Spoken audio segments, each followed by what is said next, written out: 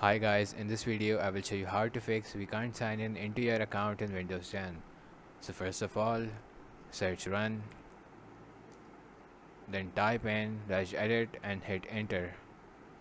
Once you do that, you will be prompted to registry editor.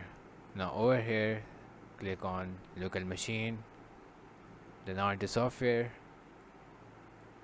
then on to Microsoft, and then in Microsoft click on Windows NT. Then in Windows NT you have to click on current version. Then in current version you have to click on profile list. Then in profile list, if your Windows is corrupted, there should be another profile here with the extension of .bak.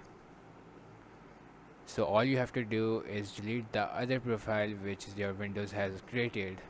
So like if I had another profile similar as this but with an extension of .bak, I will keep that one and I will delete the other one, and then I'll have to rename the BAK one and just remove the .bak from it.